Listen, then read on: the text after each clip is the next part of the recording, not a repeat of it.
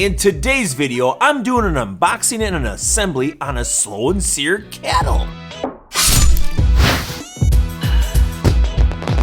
Hey, this is Ricer from Dead Broke Barbecue, Wisconsin, and welcome back to the channel. But if you're new here, we try to help you enhance and amplify your backyard barbecue fun. Now, putting the slow and sear kettle together was pretty dang simple. Even if I made a couple mistakes, it's not that hard to rewind and start back over. So grab a Phillips screwdriver and your crescent wrench, Izzy. It's time to start amplifying our backyard barbecue fun. In today's video, I'm gonna do an unboxing and an assembly on the slow and sear kettle. Now, I already own the slow and sear itself, so all I did was purchase the kettle. But if you don't already own a slow and sear, I suggest that you purchase the deluxe package. And the slow and sear is a great tool to have in your backyard barbecue arsenal. I've had mine for a couple years now, and I'm telling you, it's made my low and slow cooks a lot easier. So what am I waiting for? Let's get into this unboxing.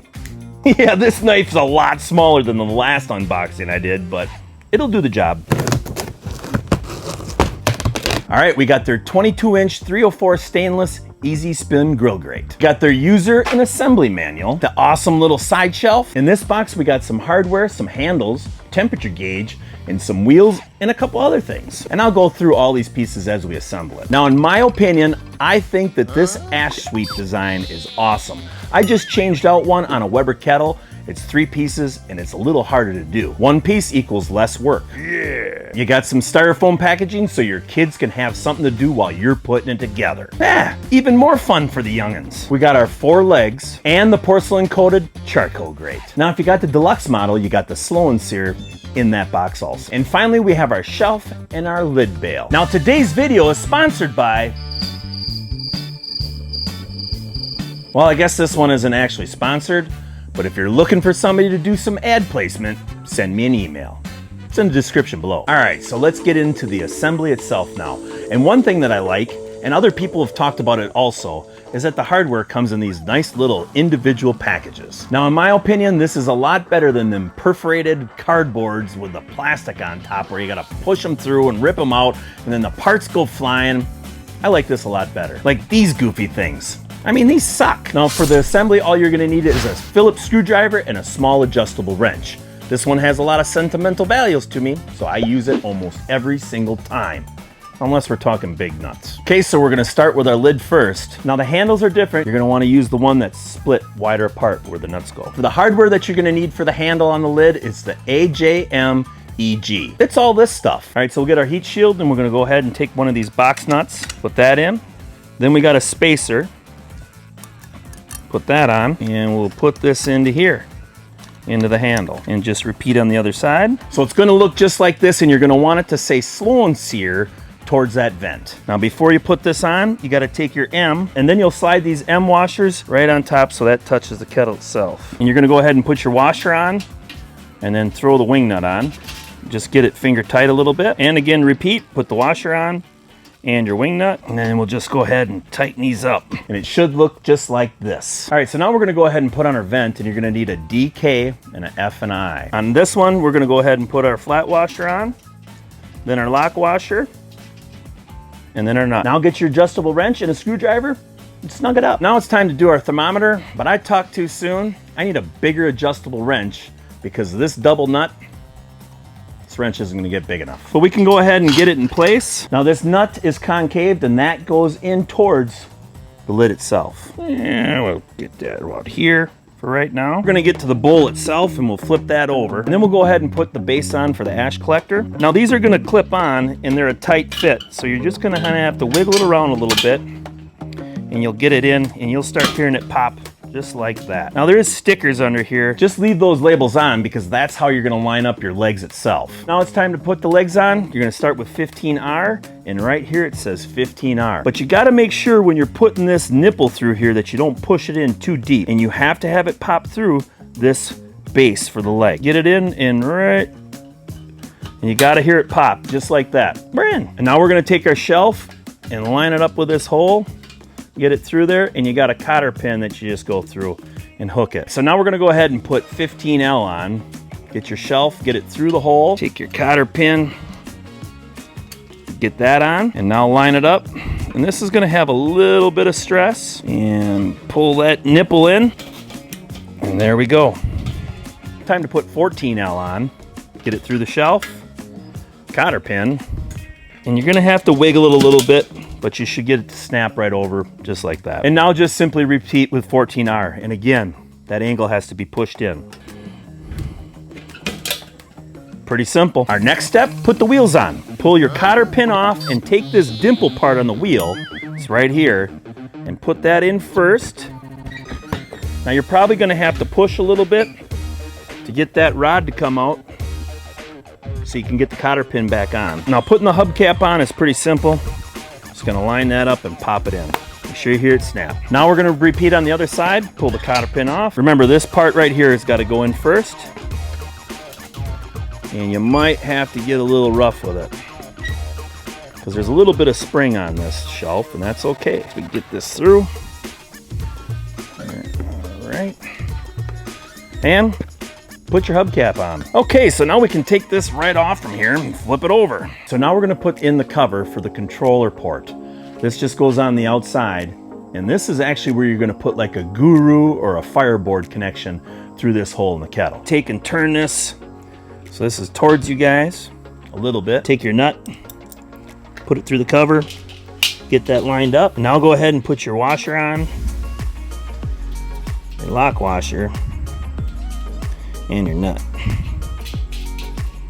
Spin that on, and then just give her a little quarter turn or so she's a little tight, and that's good. Now go ahead and put your probe port cover on, and we'll turn this so you can see that too. And you can see that's right up here. Same thing, go ahead and grab your screw, your cover, and put that on. Put your flat washer, your lock washer, and then your nut. And then just take your wrench and get her snug. All right, so now it's time to put our ash sweep on. You're gonna need the sweep itself, and then these couple pieces here, along with this rod. Take our ash sweep and get this piece in first. You're gonna have to pinch it in a little bit because it's a little bit of a spring on it. And that can just sit right in here. So I made a mistake when I was putting this ring on. So hopefully you're not following step by step yet. But this ash sweep part goes in front by the handle. Yeah. So that was a boo-boo on my behalf. Now it should work to be able to get this ash sweep in. Already got the ash sweep hooked up, and then you'll have this kind of a keyway. Now you just got to make sure on your sweep you'll see a little bit of a hole right here where this rod's going to fit through. In this one, there isn't anything. Just pulled up in the air a little bit, get your rod through there, and then you'll see this little slot right here. You're just going to have to turn it so it locks in. You can see that we can go ahead and ash sweep. All right, so we'll get this back on the ground again. It was actually easier once I put that on the table to put that ash sweep all together, because doing it from below, couldn't see what I was doing. All right, so now it's time to go ahead and put our bale rail on, but you're gonna wanna go ahead and put this bracket on first. Go up through with the curve and the angle up, and then it gets right to here. Now take the spacer, and the big part goes towards the outside, and then you're gonna take an E-washer, get that on, stick that through, and then we got another E, lock washer, and your nut. We're just gonna get this finger tight. Repeat it on this side. Big part. And an E. Lined up with the hole. E, lock washer, and your nut. All right, so now you're gonna take this spacer and put that right on this other bracket.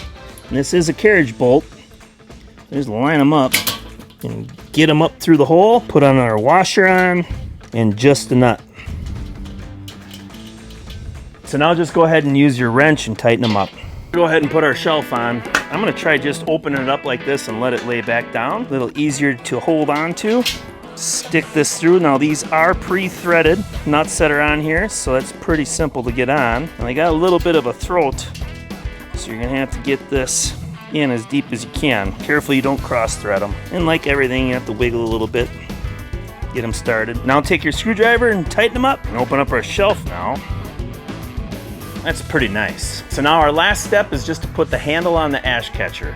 Make sure that you can read S&S grills. So you're gonna take the bolts, put them in, and we're gonna take our washers,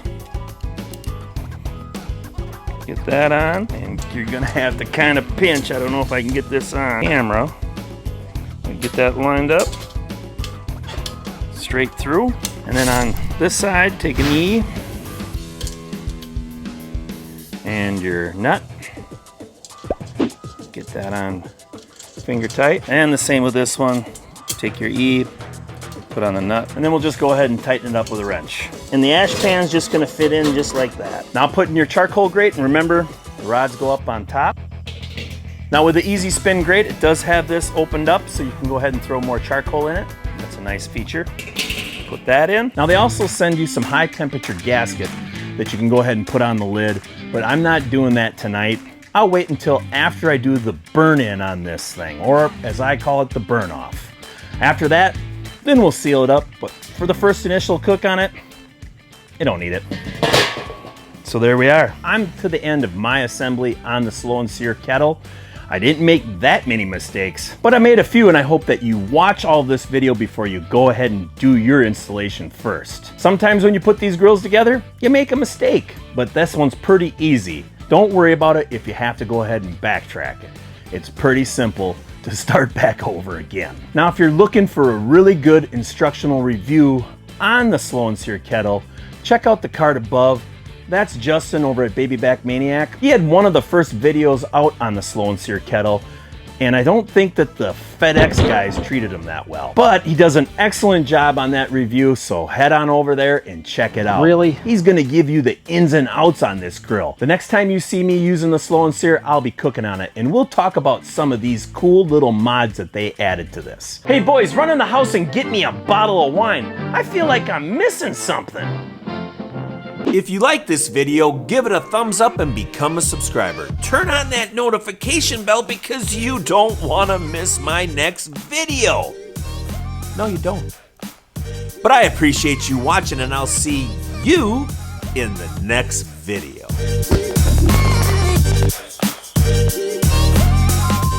Testing, 1, 2, 3, testing. 1, 2, 3, testing. I gotta quit chewing when I'm trying to do this part because it's just a pain in the butt. Now the next time that you see me using the Slow and Sear, we'll be cooking on it. Oh, big hand hit the kettle, make all kinds of noise. No, I got his permission. He said knock yourself out. He's a super nice guy.